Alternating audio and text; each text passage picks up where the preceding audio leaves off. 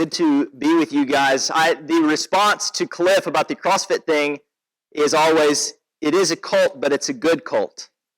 You only know that once you've been in it. Actually, I've been doing CrossFit since some of you guys were probably babies. I've been doing it since 2006, somewhere around there. So I don't think anybody even knew what it was back then. Guys, it's good to be with you. I'm so glad I'm coming all the way from Oklahoma. Any chance I get to come to California, I love it. The weather here is always amazing. I love the dryness. In Oklahoma, that ain't it. And before Oklahoma, my wife and I, we were missionaries in the Caribbean. We were there 5 years. There's no dryness there either. It's wet. You walk outside, you get sopping in just a moment. You can take a shower. It doesn't matter how clean you are instantly feel gross when you step out the door. But every time I'm in California, it's not that way, and I kind of dig it. Guys, I appreciate the things that these three guys have done in their 10-minute sessions, and just kind of giving a basic framework or an idea of what faith is. But in this first session, now the others are going to get more into some biblical stuff out of Romans 4, but the first one, I kind of want to back out before you even get expressly to the biblical text. And I want to talk to you guys a little bit about what's the foundation behind that. How many of you see up there on the screen this idea of a blind leap of faith? How many have heard that term? Just go take a leap of faith. Just jump out there into the unknown. That's something I kind of grew up hearing. And the idea behind it is that there's somehow something virtuous about doing something without good reason for it. I have no idea what's on the other side, but I'm just going to jump into this thing. But that's kind of always troubled me, because I'm not sure that that's what you see in the Bible. How many have heard the name Francis Schaeffer? I'm sure very, very few. He was a philosopher in the 20th century. He died, I think, somewhere in the 80s. One of my favorite philosophers, because he takes broad history and he boils it down very simply, and he looks at modes of thought and the kinds of things people were dealing with, and he makes it very relevant. You guys go check out Francis Schaeffer. I think even you at a young age would find a great deal of value in it. But one of the things that he talks about is this critical thing that happened in philosophy. And this is just within the past few hundred years, where thinking or philosophy was kind of split into two realms, where there's this thing called the lower story and the upper story. This is the way that Francis Schaeffer describes it. Different philosophers are going to give different names, but there's this lower story and the upper story. In the lower story, you have rational thinking, mathematics, science, things you can observe. You've got all the stuff that you can maybe put down on paper, or you can prove it and all of that. And this is where logic would be. And then in this upper story is faith and religion and God and the invisible stuff, and something that people would just call the irrational. And by virtue of splitting, because philosophy for all time was kind of concerned with bringing these things together into a coherent, rational way that it all works together. But when these two were split, the implication behind the philosopher's thinking then was, if you're going to get to things of God, if you're going to get to an idea of who he is, or if you're going to come to faith, you're just going to have to leap into it. There's not going to be a good reason for it.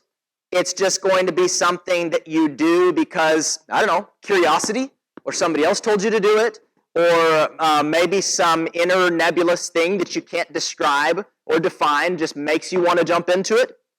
But again, I don't think that that's what we see in the Bible. And I want you guys to understand that as we're going into this topic of what it means to have a radical faith, it is that a radical faith is a reasonable faith. I am a Christian and not an atheist, not because my parents taught me to be a Christian and taught me not to be an atheist. I'm a Christian, and I believe Jesus died, was buried, and rose again because the reasoning for it is significantly better than any other framework. This morning I want to talk a little bit about that. But before I do, I want to show you just a couple scriptures that I think lend to this idea that even God wants for you to have a reasonable faith. How many of you believe in Jesus? All right. How many can come up and give a defense or a reason for it? You could break down and say, this is why I do. When I was your age, I did because mom and dad taught me to. And that might be good for a time, but then you leave the house, you go to college, and mom and dad are not there.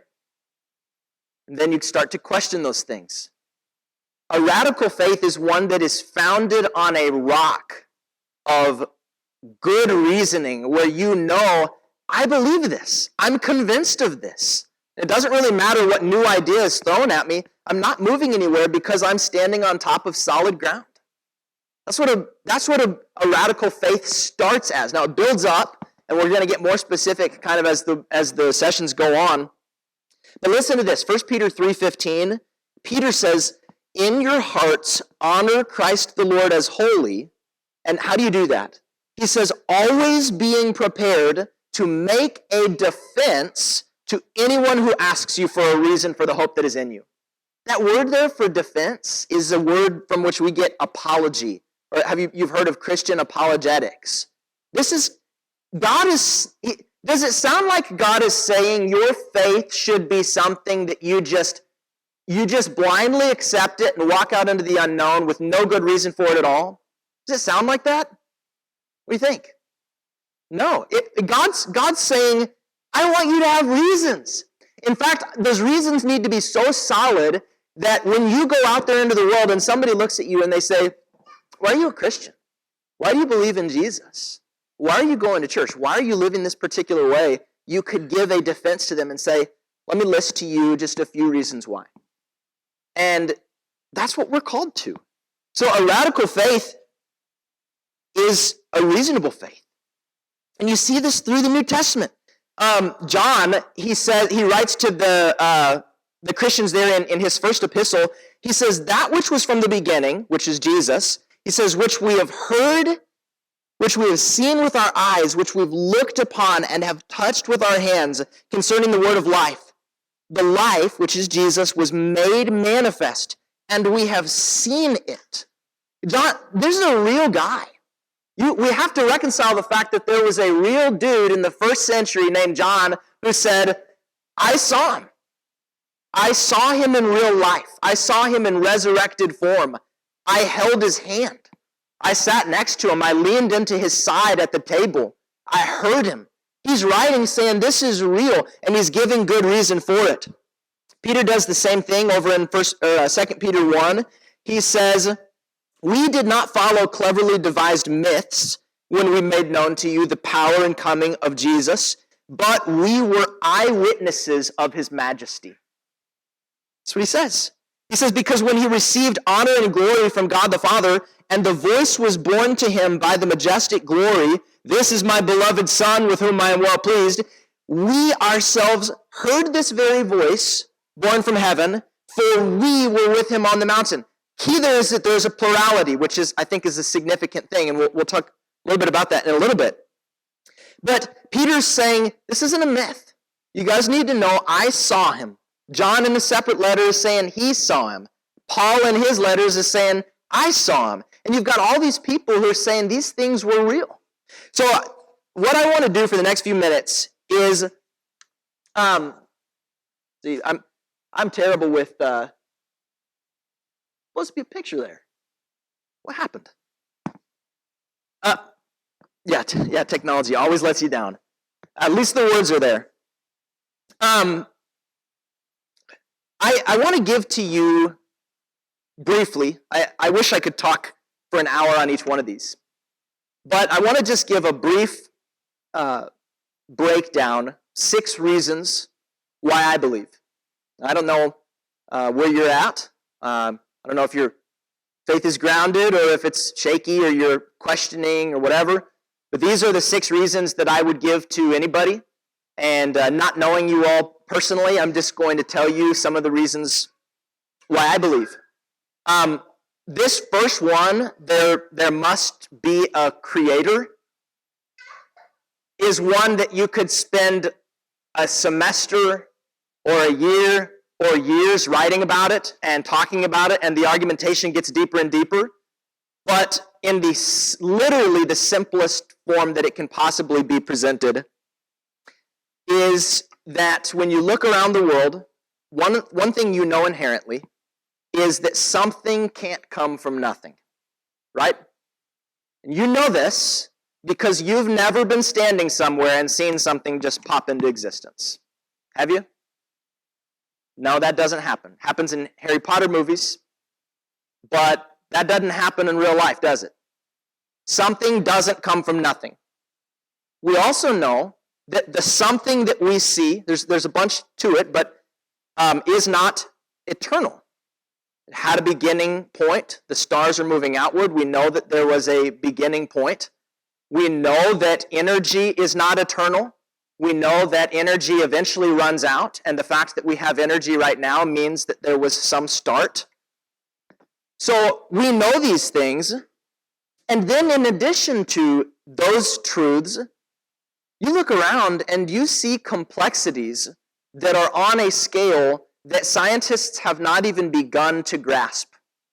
Looking at DNA strands and going down into the molecular level and looking into cells, this is stuff, look, you guys are being taught Darwin in school, right?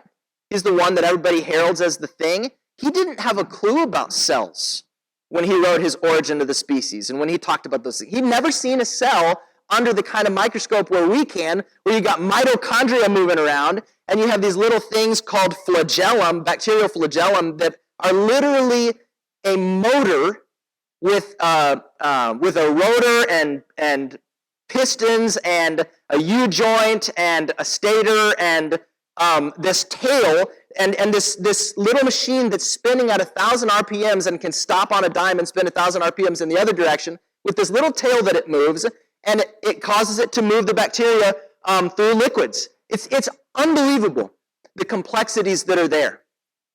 So we have, not only do we have stuff, and stuff just can't come from nothing, but the stuff that we do see is infinitely complex. The best scientists are not even getting their heads wrapped around yet what's happening on the molecular level. That's why I believe in God. This stuff had to come from somewhere. Where did it come from? Well, if you see design, what do you think happened? Somebody designed it. That's right. So that's my first reason. Now, again, we could talk forever about that one alone, but that's all we got. The second one is looking at the Bible just really broadly. You guys got these things. How many actually have a physical Bible with them today? Boom. Okay.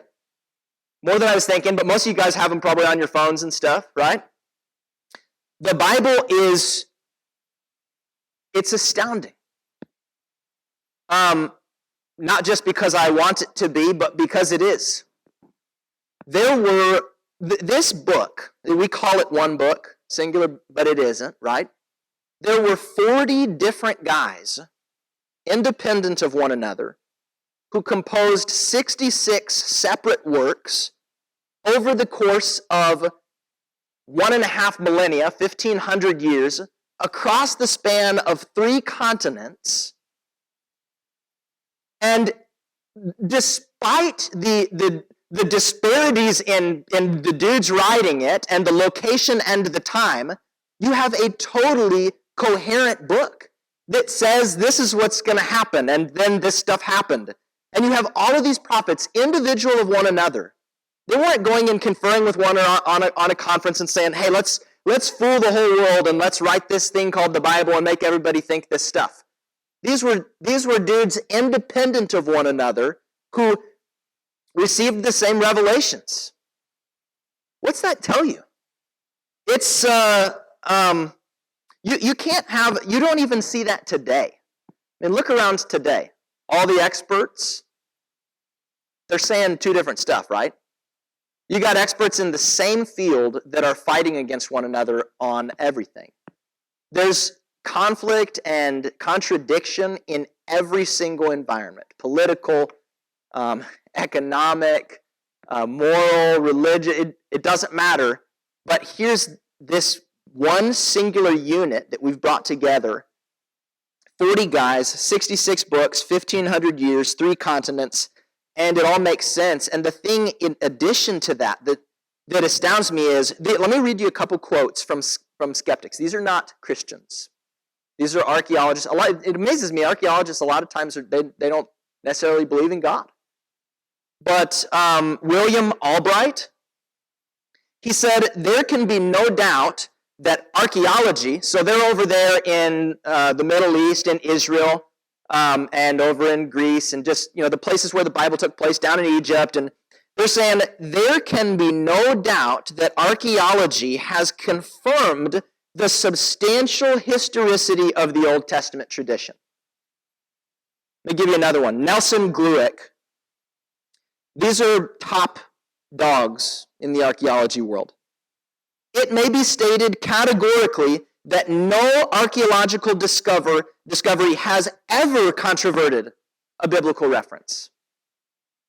Never have they dug up anything that we can physically dig up and found, hey, this is in contradiction to what the scriptures say. Never once. That's amazing. And then another guy, Miller Burroughs, said more than one archaeologist has found his respect for the Bible increased by the experience of excavation of Palestine. These are guys that this is what they do. All they do is they dig stuff up and they find, hey, I've got a little replica of a coin in my office that was dug up. It was a bulla that, kings would use these, and they would use these for stamping stuff. But I've got one in my office that's got the names of 2 guys that are in Jeremiah that are mentioned as being in tandem with the king. We got those 2 guys' names side by side, and it was dug up in the same region where in the scriptures you read about those guys being.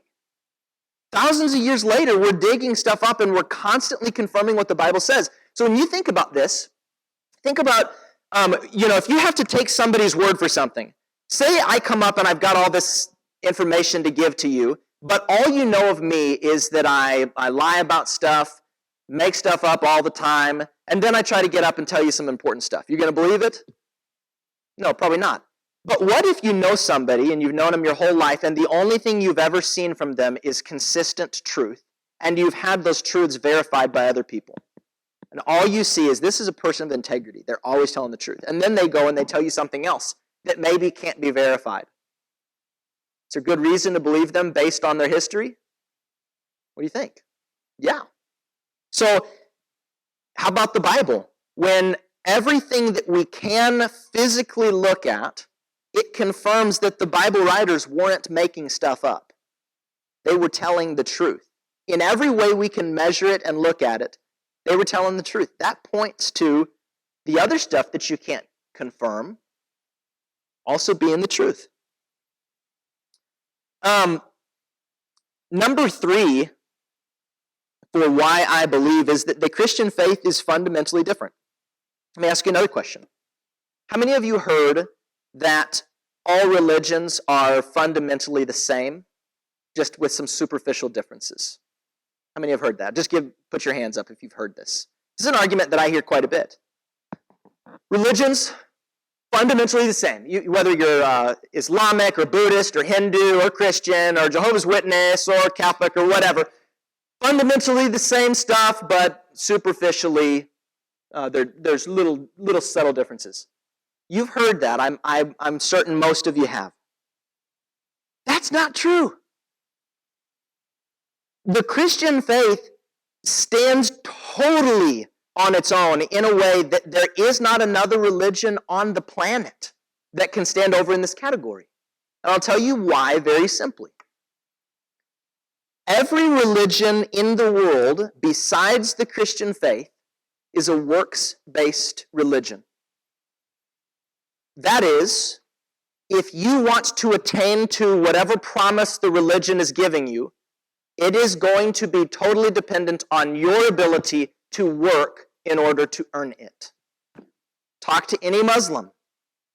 To please Allah, when you get there, you better have done 51% good deeds. 49% bad deeds. Because if that scale is tipped where the majority of what you did was bad and you did less good, boom, you're down to hell. You did not earn it. That's the way it works in the Hindu religion. That's the way it works in the Buddhist faith, which is, it's kind of an atheistic faith.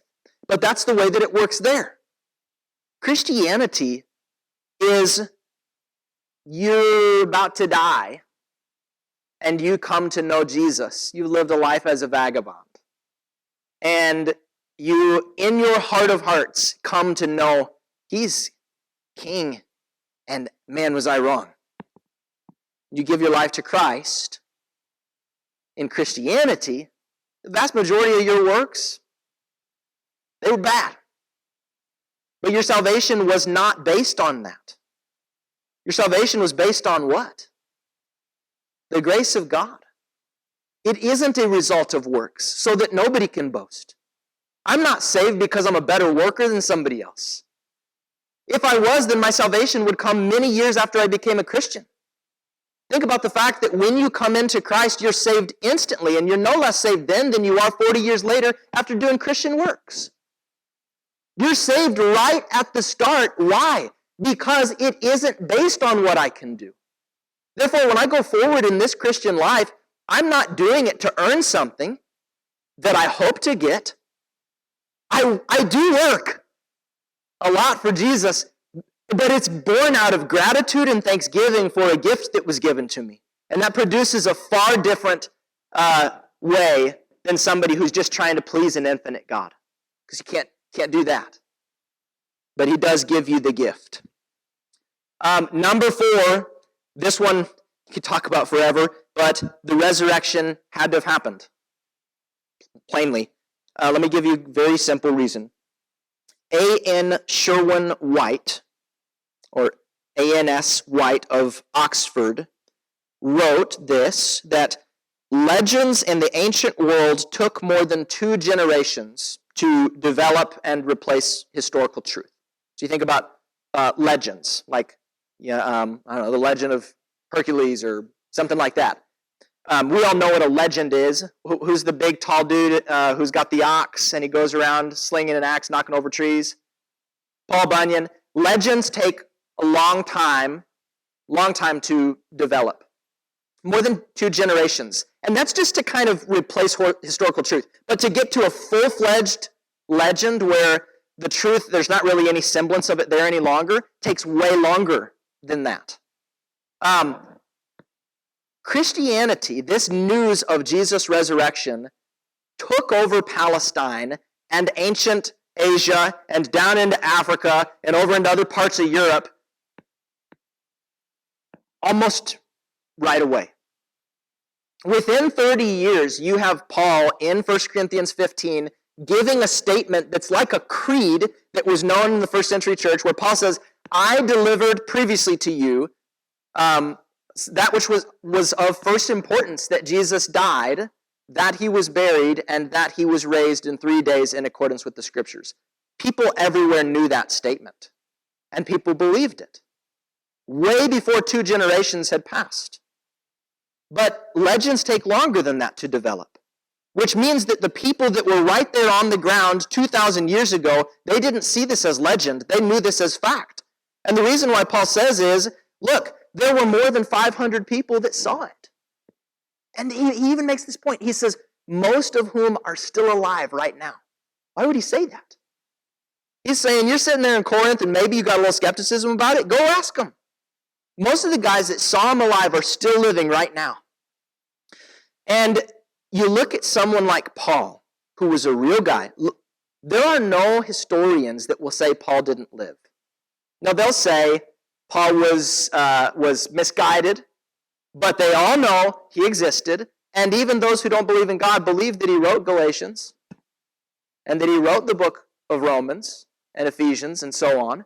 They believe Paul wrote these things. So they will say there was a guy 2,000 years ago, lived close to the time of Jesus, who actually said what he said in Galatians. But Paul, as he's writing in Galatians, says to the Christians, you guys know my former life, how I was a violent persecutor of the church. I was a Pharisee of Pharisees. I was a Benjamite. I was circumcised on the 8th day, talking about all this stuff. But then he says, but something happened. What makes a guy go from being not only like agnostic toward the Christian faith, but from being an actual violent hater, persecutor of it, to very quickly after being someone who proclaims it and eventually gives his life for it? What would make somebody who is so bound to destroy something to turn on a dime and now be somebody that proclaims it as true? What do you think? He says, I saw Jesus. That's it.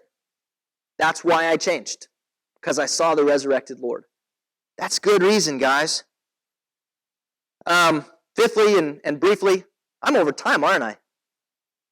Oh my gosh, 12:35, and you guys are still, at least kind of looks like you're listening. Let me just very briefly give you this. My fifth reason is Jesus. There's nobody like him. The soldiers were sent to arrest him, and he said, they said, we couldn't do it because nobody's ever spoke like this guy. W.E.H. Leckie, a skeptic who didn't come to faith, but he says, the character of Jesus has not only been the highest pattern of virtue, but the longest incentive to its practice, and has exerted so deep an influence that it may be truly said that the simple record of 3 short years of life has done more to regenerate and to soften mankind than all the disquisitions of philosophers and all the exhortations of moralists. He's saying the life of Jesus changed the world, and right now we're living in a world that's been affected by Jesus more than any other philosopher ever. Jesus is different, and the Bible today is accurate. I've been studying Greek for 10 years since I got out of, since I started Bear Valley, and Greek is just kind of a passion of mine. Koine Greek, ancient Greek, that was the common language then. You guys are going to hear from your peers. Please stay with me just 2 more minutes. You're going to hear from your peers that so what the Bible says, there's no way you can know that it's accurate today. Haven't you heard people make that argument? It isn't accurate any longer. It's changed over time. That isn't true. This little dude right there, that little fragment you see in the back, P52, John Ryland's fragment, I think it's over in England somewhere right now. It's in a museum. It is a section of the Gospel of John on the front side and on the back side. And again, I like, it's to me kind of a hobby to translate from Greek to English. That thing right there says the same thing that my English Bible says. And we've got that thing dated to the early 2nd century, so somewhere within 60, 70 years after Jesus. It's accurate. Not only is there that, but there are literally thousands of manuscripts dated at all different points from the beginning to 1,000 years later. And they're all consistent with one another. The Bible you have is accurate to what was written. It was accurately preserved. And there isn't another book like it in the world. Sorry that I went a little bit over, guys, but your faith is and should be reasonable. And that's what's actually going to launch you into living the life for Jesus in a radical way. Thanks for your attention.